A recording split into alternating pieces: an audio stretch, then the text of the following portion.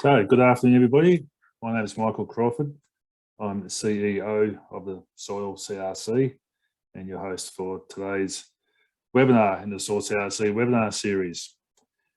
I'd like to begin by acknowledging the traditional owners of the land on which we meet, wherever we are in Australia. And I pay my respects to their elders past and present, and I extend those respects to Aboriginal and Torres Strait Islander peoples watching this webinar today. The ongoing sustainable management of Australia's soils provides an inspiration for all of us here in the Soil CRC.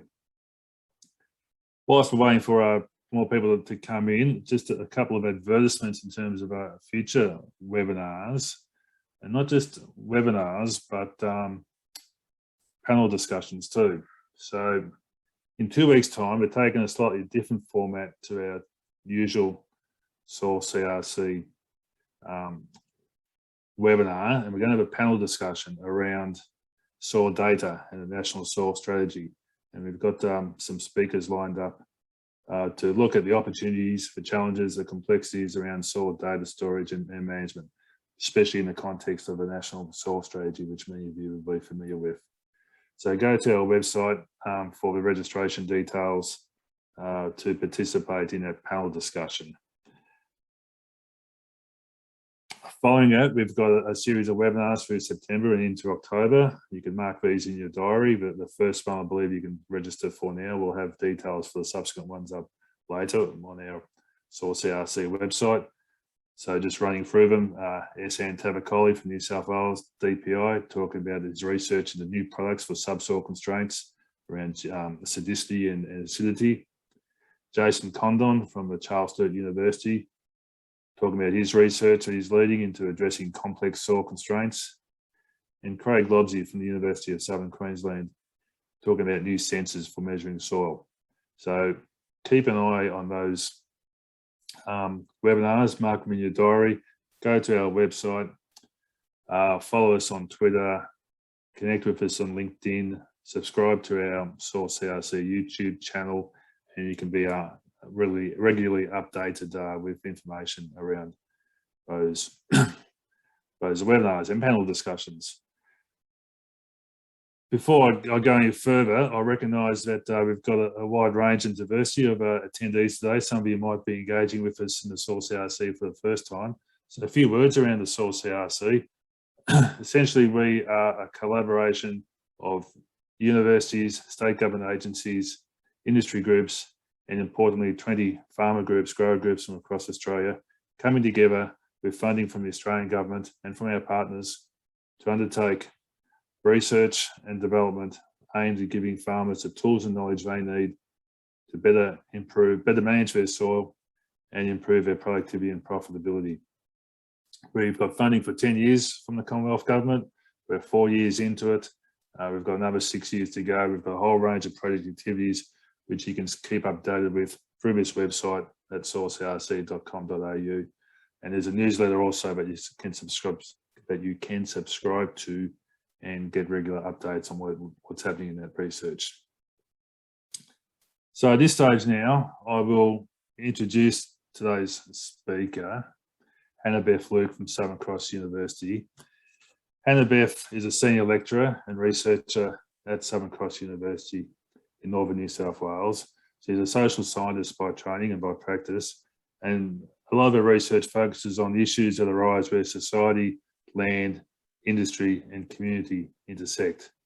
And so many of the issues around soils and agriculture very much fit into that area. She's a graduate of Southern Cross University, both undergraduate and PhD, and she's studied and worked in the UK. She leads a number of soil CRC projects, including this one, which she's going to talk about today, with the title, Future Farmers, What Drives Their Decision Making. And just a couple of housekeeping notices. We are recording this webinar. It will be available on our website in coming days, so you can go back and look at it afterwards and or share it with your colleagues. It's accessible free of charge at any time. We'll also, Hanabeth will be speaking for about 20-25 minutes, and then we'll have questions. The way to ask the questions is to type them into the Q&A box, which you should be familiar with via Zoom. and then at the end, I'll read and direct those questions to Hanabeth. So without further ado, I'll pass over to Hanabeth Luke. Thank you, Hanabeth. Thank you, Michael, and thank you for inviting me along to present this webinar today. Before I start, I'd like to also acknowledge the traditional custodians of the lands that I'm here on today, which is the Bundjalung people of the Bundjalung Nation, and acknowledge the role of the elders past, present and emerging. So I'm going to be speaking today about this particular project that we've been working on for a couple of years now, which is called Surveying On-Farm Practices. And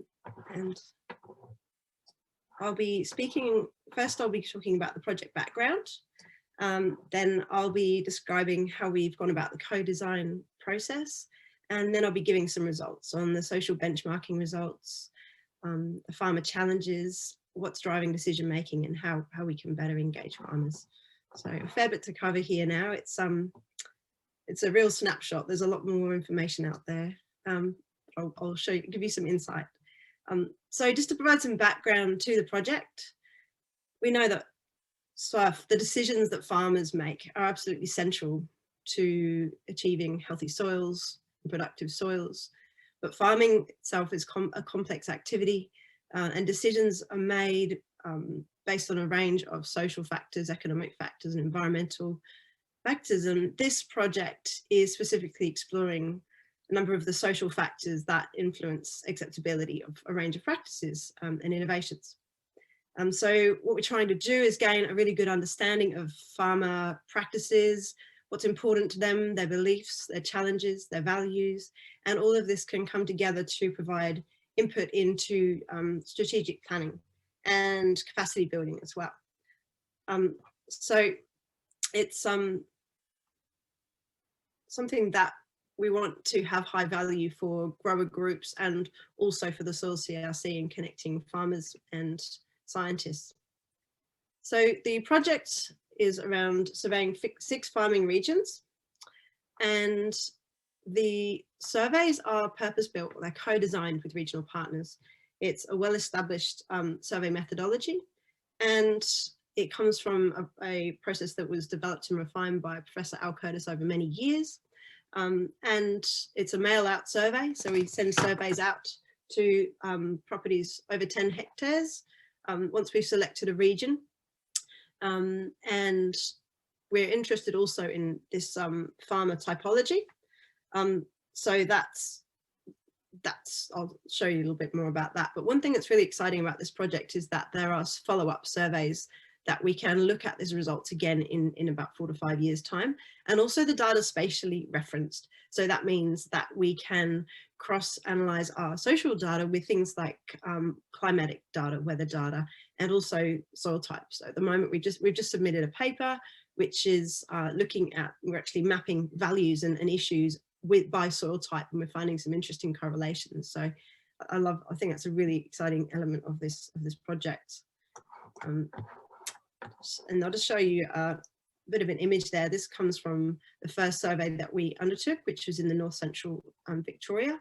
And we looked at this typology of farmers or landholders, which is full-time farmers, part-time farmers, hobby farmers and non-farmers, because we're trying to get an understanding of the whole sort of mosaic of how land is managed across areas. And just by looking at this is just the farmer type by local government area. You can see that the darker colour, which is the full-time farmers, increases the further you go away from Melbourne. So that spatial data gives it a really interesting way of displaying information as well. Just one thing I'd like to first acknowledge is the survey team. This is a very collaborative project, and this is just some of the people in our survey team. There are many more, I'm sorry, you're not all pictured here. But this project, because it's around working with regional partners when we develop each survey, we work very closely with local farming groups, CMAs and landscape boards and LLS, all sorts of different organisations. But from here you can see over in the first survey that we ran was in North Central Victoria, working with the North Central CMA, and that was in 2019. The second survey that we ran was on the Eyre Peninsula, working with the organisation that's now Eyre EP and also the Landscape Board and PERSA. and that was in 2020. We then ran a survey on the northern wheatbelt of Western Australia with the Libby group, with Wheatbelt NRM, with WANFA, and working with the West Midlands group. And we ran basically a census up there. And in each survey, we send out between 1,000 and 2,000 surveys across the region to farmers with properties, or landholders with properties over 10 hectares. And of course, Charles Sturt University is our partner university, and I work at Southern Cross University. So it's very, very collaborative. So just how does all of this work? It's built on some sociological theories I won't go into in detail today, but there's this approach and this framework, which is that the values that landowners had, their beliefs, and what's their norms, which is how they think they should be behaving and acting with the people around them, will all come together to influence their behaviours. So that's the underlying framework.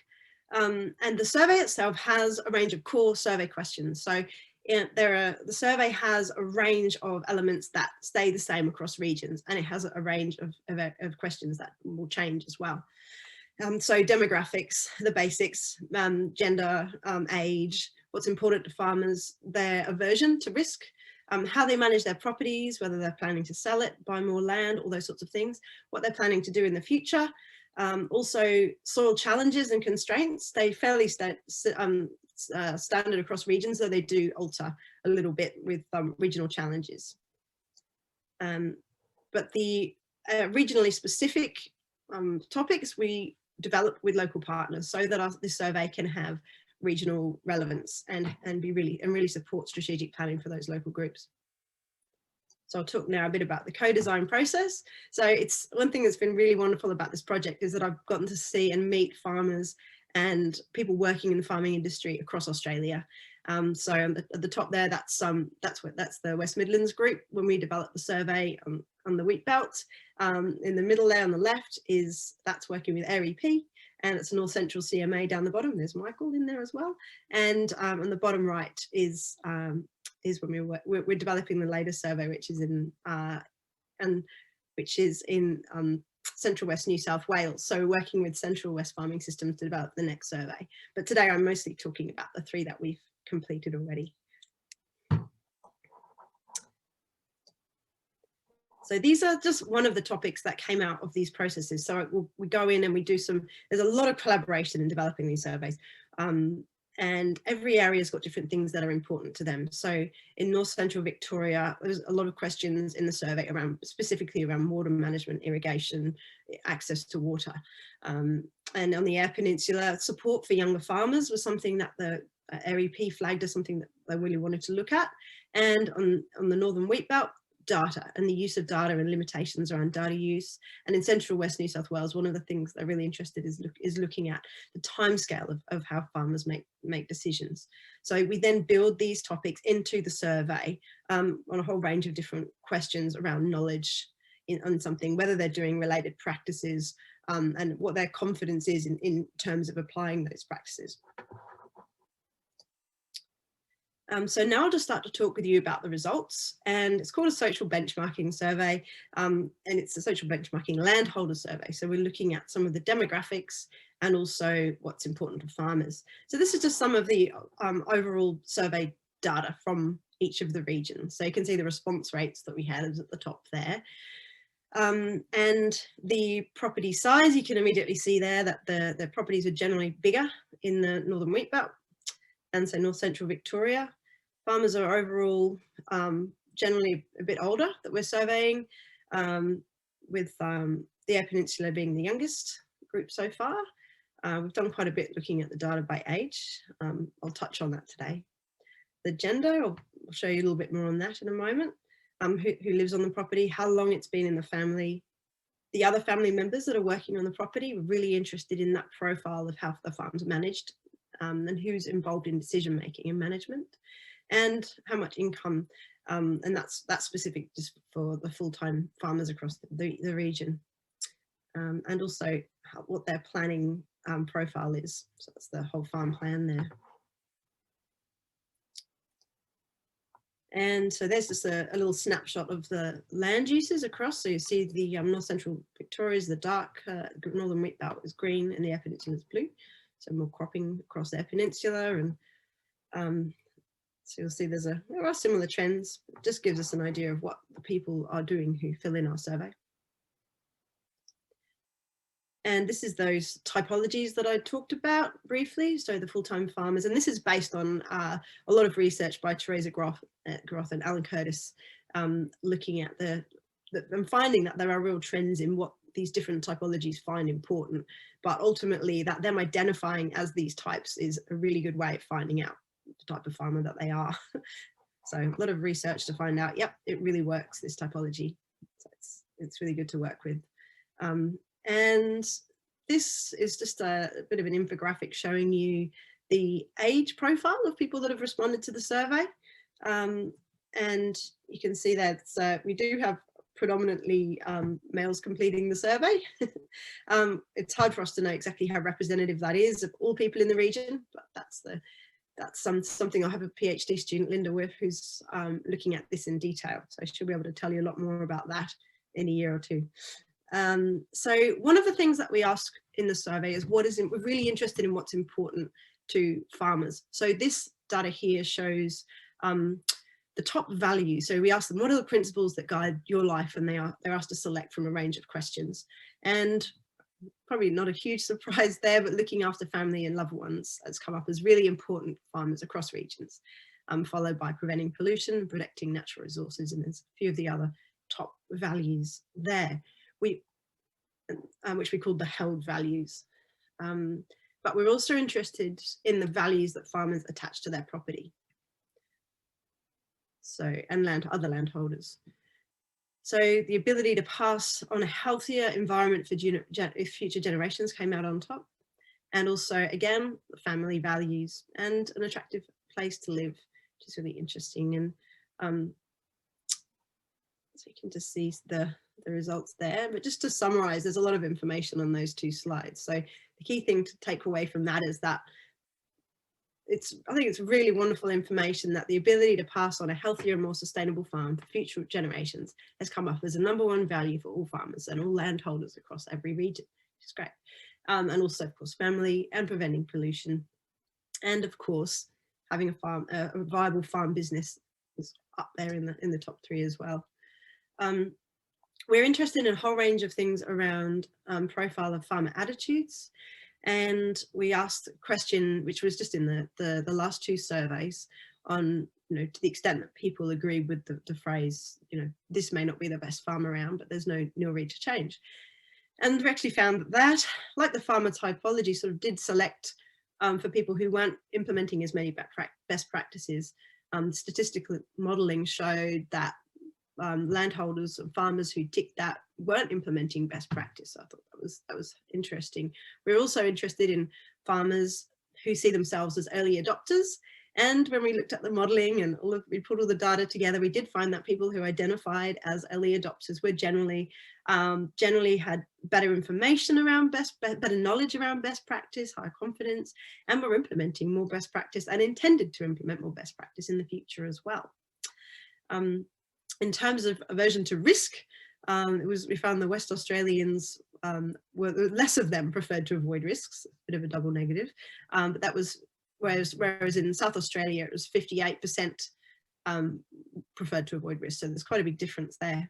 We asked questions around financial limitations for implementing practice change and also time.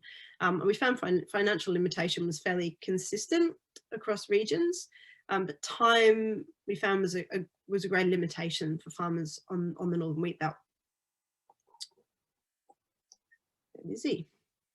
So now I want to talk a bit more about farmer challenges and the issues that they face on their farm and across the region. So really, this is the Soil CRC. We're really interested in nutting out what are the major challenges or constraints that farmers are facing when they're managing their farm and soil and their property. So these are the property level challenges. And soil erosion came out as #1, followed closely by low biological activity, declining nutrient status, and low organic carbon. I should note though that the Northern Wheatbelt, uncertain or low returns, the uncertainty was the biggest issue there, and soil acidity was very important there as well. And regional issues, so changes in weather patterns and water security came out on top as the bigger issues there. Also social license, it's been a big research interest of mine, of public support or opposition for agricultural practices was number 3. But also on the Eyre Peninsula, the absence of important services and infrastructure can't be overlooked as a really critical regional issue as well, with water again, herbicide resistance. We were interested as well in looking at perceptions and beliefs around climate change, and this is what we found. We found people were generally confident that farmers and landholders can adapt to the changes brought on by climate change. But there was a stronger belief that we should do all we can to reduce carbon emissions. I think it's worth noting that in north central Victoria, there were differences between the full-time farmers, and there were a lot less full-time farmers. I think a lot of that actually comes from the non-farmers and the hobby farmers, strong views. It's not too late to take action, but there was the biggest difference there, and we only asked this question in the last 2 surveys, was that climate change poses a risk to the region. So you can see that came out much stronger in the Northern Wheatbelt than on the Eyre Peninsula, but also human activities are influencing changes in climate. That's worth having a look at that as well, because there was quite a big difference there between the Western Australian survey and the others. But it's interesting to note that even though on the, say, North Central Victoria, there was still, and in both North Central Victoria and on the Eyre Peninsula, less than half of farmers, full-time farmers, thought that climate change was due to human activity. But at the same time, changes in weather patterns came up as one of the top issues. So there's something around the terminology there that I think is important. So diving in again, trying to bring it all together, what drives farmer decision making? Question on everyone's minds. So this here is just looking at some of the management practices that were implemented across regions. So some of the best practices, and you can see there's some similarities across regions and some big differences. You can see that there are application of soil ameliorants other than fertilizer and lime, is that they were higher, quite a bit higher in North Central and Northern Wheatbelt. Also soil testing came out as really interesting. We found much higher levels of soil testing on the Northern Wheatbelt than the other areas. And there are a few others, but these are some of the main ones, just to give you a picture. So how do we make sense of this, and why the farmers are implementing some practices in some areas and not in others? And obviously there are going to be regional and physical reasons for that, but also there are demographic reasons and social reasons and things like age. So this just shows you, this diagram here shows you the intended practice over the next 5 years by age group. So in the surveys, we divided up the farmers and the landholders by age, and we did it by generation, Gen X, Gen Y, and baby boomers plus. But in 2 of the surveys, actually, that we could only divide it up into 2 groups. It was only the Eyre Peninsula where we had enough responses that we could actually look at the 3 generations. So in the other 2 surveys, all the people who responded were generally older. So this data shows that this is, I guess it shows from the Northern Wheatbelt, that younger farmers were more likely to have good intentions. We did find that this was married also in the practices they implemented in the last 5 years, and it related to that they generally had reported higher knowledge levels as well on all of these best practices. So this is one way that we have brought this information together. So we're interested in what's important to farmers. So here, these are some of the key issues that were identified on the Eyre Peninsula. So we pulled all of this together by looking at the soil issues. We looked at then the practices. We looked at the associated confidence in those practices, in those associated practices, and we looked at the knowledge. And we did that for a number of items. So that looks at erosion, and these, arguably those 3 items are quite similarly linked. So all of that was brought together. So there's those practices, again, the confidence and the knowledge, and we're also interested in soil data and how people were soil testing. Even though people think it's a really good idea, they're not doing it. Why? So you can start to identify elements of places that you can change things. So where might there be lower knowledge that could be improved? So knowledge is something that's easier to improve. So that's a good focus for local farming groups and for the soil CRC and for government organisations. And also then you can look at, okay, well, where are the practices and the implementation lower? So how can we really help to drive that up if that's the goal?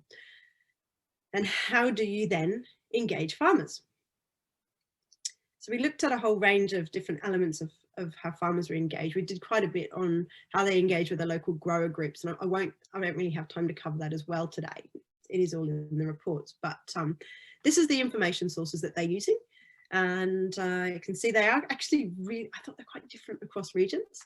So North Central Victoria, it was Bureau of Meteorology and newspapers, and Friends and Relatives was down there as number 3, which was number 1 on the Eyre Peninsula. The bomb's still there, but as you can see, independent ag consultants, agronomists and stock agents came up as really important in at least 2 of them. And also, I should note, as it says at the top there, when we asked other farmers as an information source, that came out number 1 for the Eyre Peninsula and the Wheatbelt. So farmers really like getting information, and we get our information from the people that we trust, and that's something that's really crucial. I think people need to know that their source is trusted, and they trust their other farmers and what they're doing and what they can see is working. In Victoria, we had the opportunity to be able to look at trends over time because a similar survey was implemented by Professor Curtis in 2014. So we looked at how the use of information sources is changing over time. And as you can see there, the use of private consultants is way on the up. The use of government agencies is on the way down, mail outs is down, and social media is up. So perhaps not great surprises there for anyone, but it's good to get some solid data on that. So trying to bring all of this together, this is it's basically trying to get an understanding of how all of this does work.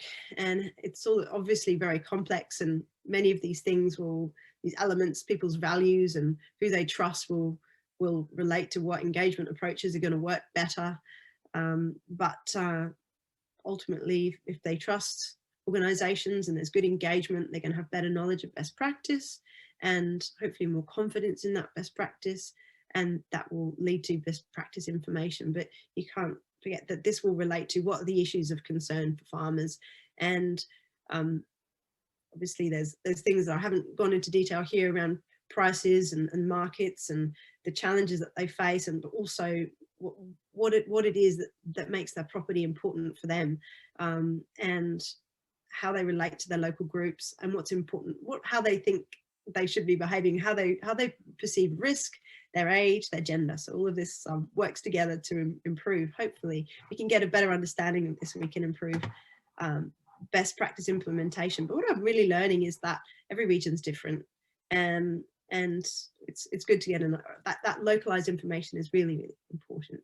So by understanding those things that we can't change and getting a better understanding of all of those demographics and values and things, we can learn how to engage them better and target things better.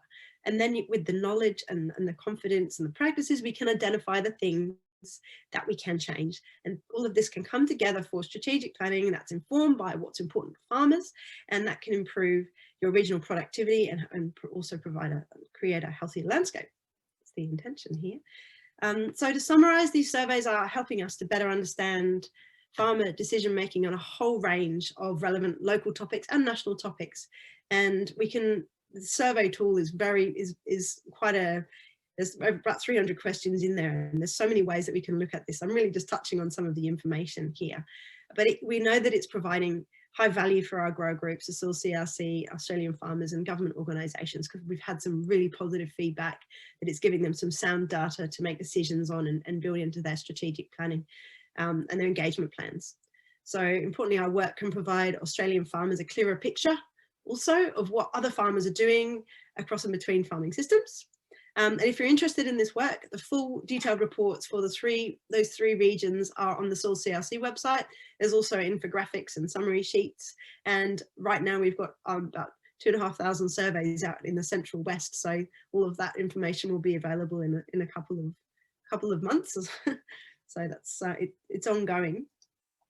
And also all of this work is being taken further by the Soil CRC. I thought this was worth mentioning as well, because I'll be leading this next project, which is around improving knowledge sharing. So looking at the ways that grower groups are engaging with people and trying to measure the success and the effectiveness of different approaches to engagement, particularly the new and innovative ways to engaging farmers that are part of what local groups are doing, but also the Soil CRC, such as the VAS project, Visualising Australian Soils project.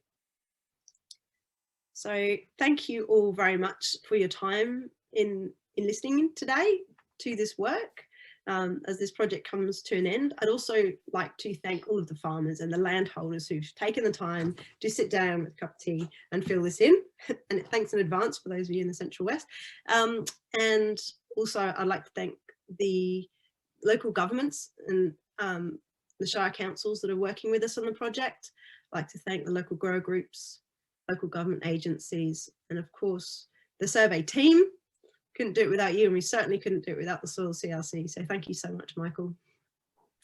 Thank you, Hanabeth, and well done on such a professional presentation. Covered a very broad area in such a coherent way in that 25 minutes or so. And I can commend those reports to you. I mean, hopefully this has just whetted your appetite. There's a lot more data there to dive into. They are on our website, as Hanabeth said. She gave you the website, but you can navigate there for our Soil CRC /publications/technical reports. Each of those reports are around 60 or 70 pages, and you can skim through them or you can read them in detail. We've got a little bit of time for questions, and I'll get you to type them in the Q&A box. There's a couple in there now, and whilst you're doing that, and Hanabeth is finding it, also just to highlight that we intend to repeat these surveys within the lifetime of the CRC. So before the 10 years are up, so around 2025, 26, repeat those surveys so we can get a sense of change over the period of the Soil CRC as well. So to the questions, Hanabeth. First one's from Greg Colton, a student, one of your students perhaps at Southern Cross. Have you been able to cross-reference these attitudes against the farming systems being used?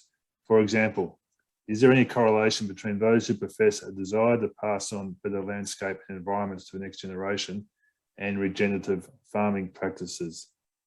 If not, does this indicate a dissonance between ideals and practices? That is a very good question, Greg. What is I would expect from you? That's something that we are looking at, but that's actually a focus of Matt Alexanderson's PhD. So it is something that he's looking at in great detail, and working on another survey at the moment to really unpick that. It's not something that we've focused on in great deal in these reports, but we are working on that. Good, thanks, Hanabeth. And I think what you touched upon there too is the reference that there's a few PhD projects hanging off these surveys as well. It's each of them looking in more depth and perhaps subjects for another webinar each of themselves. Absolutely, yeah. Now we have Linda Whiff, who I mentioned, who's looking at gender. We have Louise Hunt, who's looking at the role of intuition in farmer decision making, and Matt Alexanderson, who's looking at exploring the boundaries of regenerative agriculture. So yeah, we're working on this in many different ways.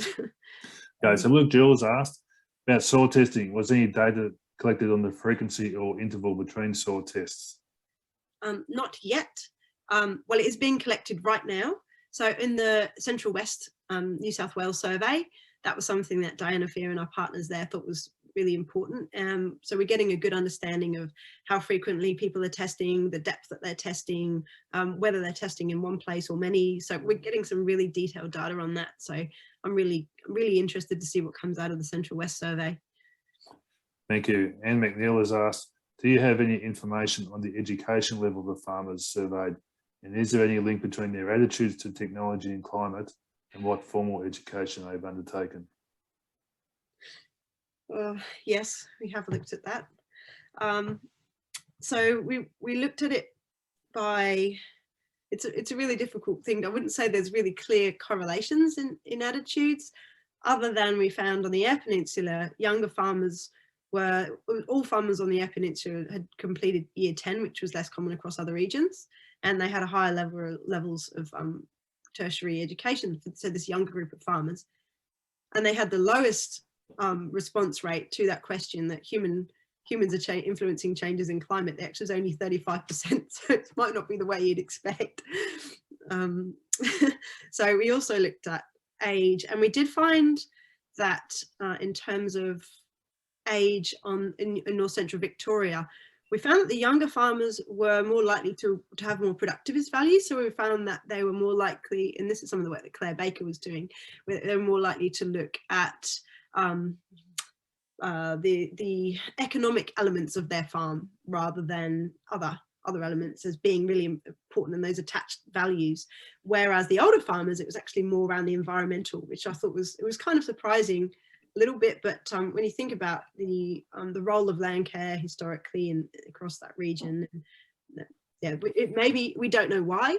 This is just a snapshot of what, but we do know that it could be, we can only guess, it could be to do with the fact that the younger farmers have families and busier lives, and you've got more, it could be stage of life, it could be something else. So as with any research, it just raises more questions. Right, thanks. Another question from Greg. Do you have a feel for the percentage of decisions influenced by intrinsic motivations, the desire to do things, by, I suppose, from external forcing factors such as prices, legislation, and does this differ between full-time, part-time, hobby farmers, etc.?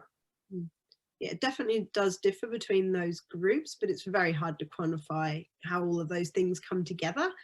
We don't actually ask about legislation specifically, but we do, you know, when we ask about them, what we asked the question in the last two surveys, what do you see as your biggest challenge or opportunity in the next 10 years? And often climate change will come up, often also fluctuating prices and those sorts of uncertainties. So that's one of the biggest challenges, is bringing it all together.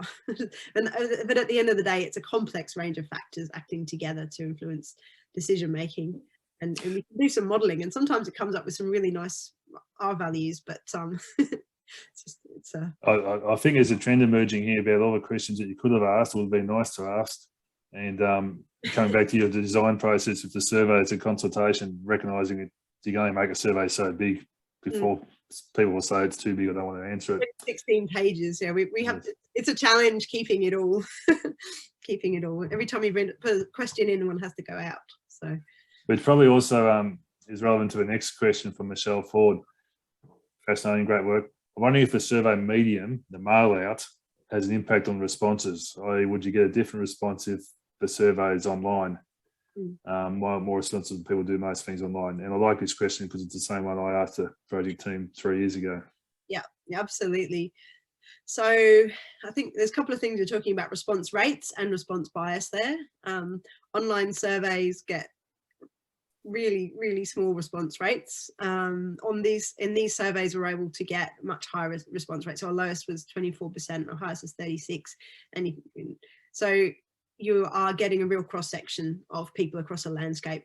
The way that we send this out to, it's either a random sample in North Central Victoria and Central West New South Wales. It was all farmers in the region. We did a random sample and sent out around 2,000 surveys, 2.5 in the Central West. And other areas, we sent out census. So every landholder with land over 10 hectares got a survey.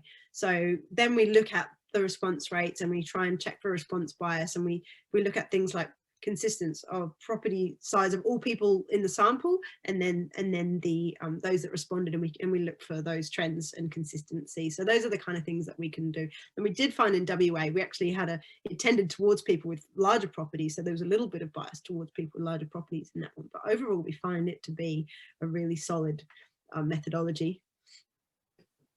Good, thanks Hanabeth. And I think that Also answers the next question from Emma Farrow. What was the number of surveys per region approximately? Yeah, that's fine.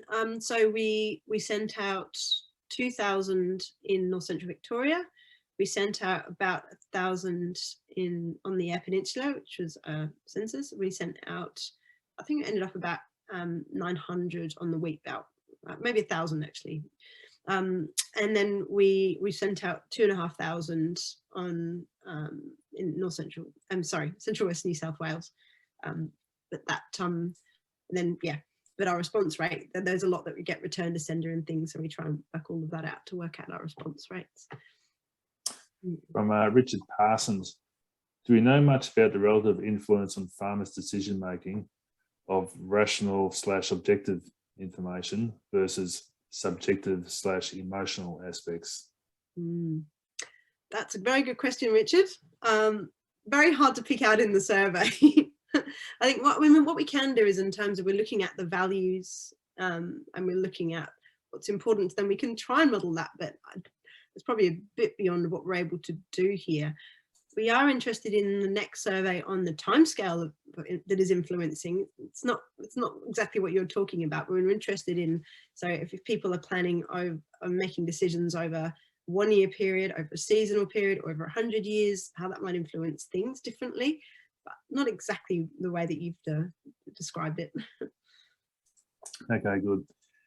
A question from Cassandra Wardle.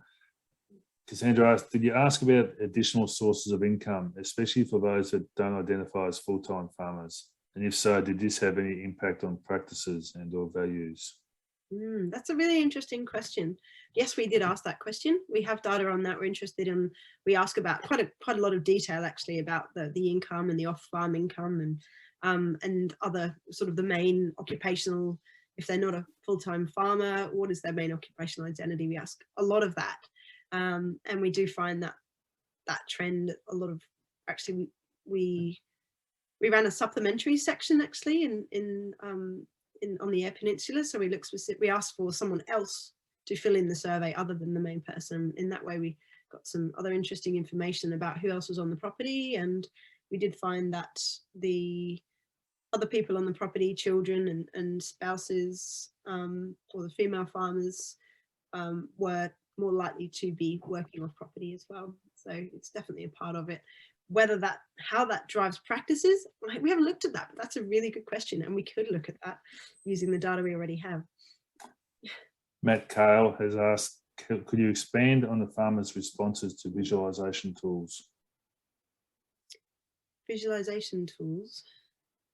You mean in how we display the survey data? I'm not quite sure. Yeah, unfortunately, we might have to follow up with Matt outside of this one, because we did ask a question on the decision support tools that farmers make, which may be visual tools sometimes, and found a really common response there was their gut, their intuition, which is what led Louise off down the PhD rabbit hole she's going down. So Matt, if you can rapidly type in a clarification of that question, and we'll start to wrap the questions up now, but there's one there from Emma again. Can you flesh out a bit the answers regarding attitude to regenerative agriculture? Yeah, I mean, we did ask a question. We haven't said, do you think you're a regenerative farmer or not? But we did ask people if they were doing practices that they considered to be regenerative. And we had 17% of people in the Wheatbelt of the farmers said that they were doing practices they considered regenerative, and that was 14% on the Eyre Peninsula. But as I said, that's Matt's PhD, and he's actually done some really interesting work there, but I wouldn't feel right reporting it because it's his work, and he will be presenting that soon. So keep watch this space. There's a lot of really interesting information around that coming out. And look, we've certainly found that there's a lot of farmers out there doing a lot of practices that might fit under that umbrella of regenerative agriculture, but they don't see that they're doing regenerative practices. So there's a bit of a disconnect in necessarily the term and what they're doing. So there's a lot of people doing best practice, but they just don't necessarily associate that with regenerative agriculture. Okay, Matt has taken the time. He's given quite a comprehensive explanation of his question. But related actually to the Visualising Australasia Soils project and the ability to visualise soil data spatially and the like. Yeah, well, that's going to be the next project. I'm sorry, I keep saying we're going to get to that, and we really are. That's actually built into the knowledge sharing project. We're interested in how people are using that source. So that's another whole project where, for those of you who don't know, where they're basically getting farmers and landholders sort of soil data and putting it all into this massive data sheet, and then they're mapping it across regions. So it's in sort of real time. It's a very complex thing. Yes. It's a very useful, interesting tool. So that will be a way for farmers to learn what other farmers are doing and the health and productivity of soils in different areas. And if I just pick out a line from Matt's expansion here, tables of data might do it for scientists, but it doesn't do it for growers.